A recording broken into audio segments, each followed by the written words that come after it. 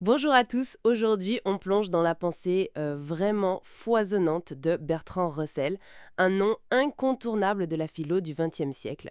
On va s'attaquer à son travail sur les fondements de la logique et des mathématiques et surtout on va regarder de près cette notion clé d'implication.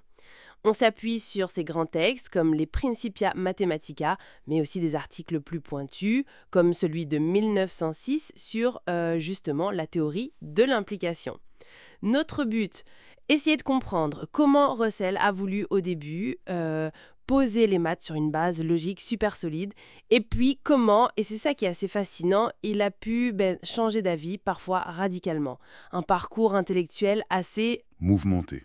Ah oui, tout en fait. Russell, il était mu par une quête, on pourrait presque dire une obsession, trouver ce socle logique indiscutable pour les mathématiques. Et l'implication, ce lien si A alors B, c'était vraiment une pièce maîtresse dans tout ça. C'était vu comme une notion primitive, fondamentale, qu'on ne pouvait pas définir autrement, quoi. Surtout dans sa logique symbolique des débuts, dans les Principia par exemple. Ok, alors parlons de cette période clé, début 20e. Il publie avec Whitehead ses fameux Principia Mathematica. C'était quoi l'idée un peu folle derrière ce projet énorme? Et l'implication? Comment elle rentre là-dedans? L'idée, elle était monumentale.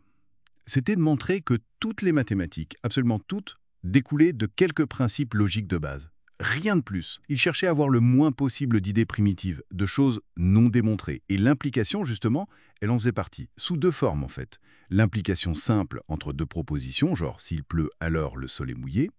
Et puis l'implication formelle. Ça, c'est plus général. Pour tout x, si x a la propriété f, alors x a la propriété g. C'était essentiel pour construire des preuves solides, quoi. La structure même de la déduction. D'accord. Une ambition incroyable, hein. Mais on sait que ça n'a pas été un long fleuve tranquille. Il y a eu un grain de sable célèbre dans l'engrenage, non? Ah oui. Le grain de sable, c'est peu dire. C'était plutôt un rocher. Le paradoxe de Russell, découvert en 1901.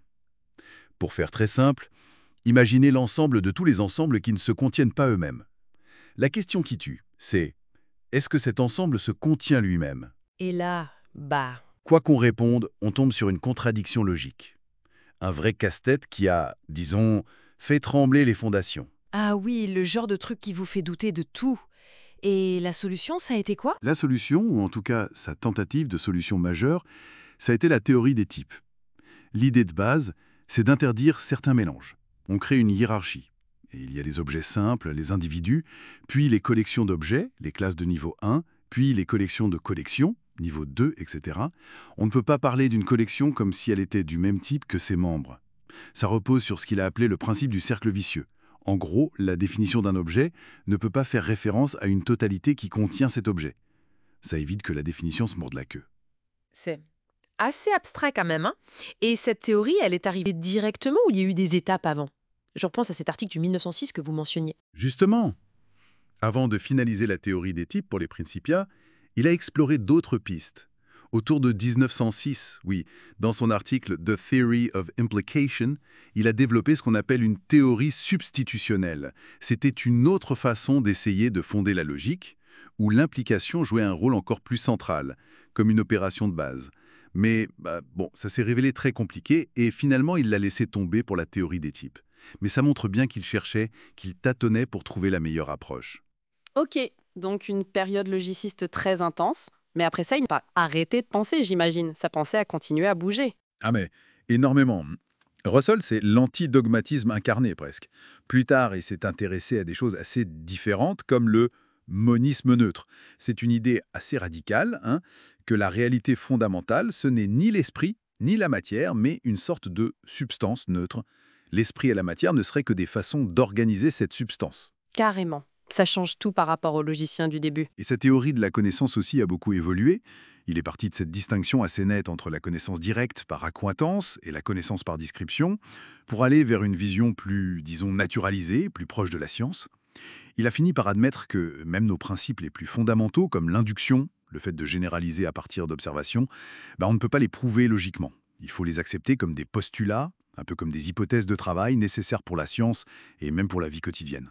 C'est incroyable ce parcours. On part d'une quête de certitude absolue, presque mathématique, pour arriver à une forme d'acceptation des limites, en fait. C'est exactement ça. Il a commencé par vouloir construire une forteresse logique imprenable, mais il s'est heurté au mur qu'il avait lui-même découvert, comme les paradoxes. Et puis, en réfléchissant à la perception, au langage, à comment la science fonctionne vraiment, il a dû reconnaître que la logique pure, ça ne suffit pas pour tout expliquer, pour tout fonder.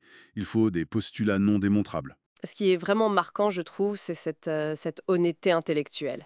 Ne pas hésiter à dire, bon, bah, cette théorie que j'ai mis des années à construire, comme la substitutionnelle, finalement, ça ne marche pas si bien, on abandonne. Oui, cette rigueur appliquée à sa propre pensée, c'est assez remarquable. Il suivait la logique jusqu'au bout, même quand ça l'obligeait à défaire ce qu'il avait fait. Et c'est peut-être ça, finalement, la plus grande leçon de Russell, non? Cette volonté de toujours questionner, y compris ses propres idées. Absolument. Et ça nous laisse avec une question fondamentale, et toujours d'actualité. Cette quête de la certitude absolue, que ce soit en philosophie, en sciences ou ailleurs, est-ce que c'est vraiment un but atteignable?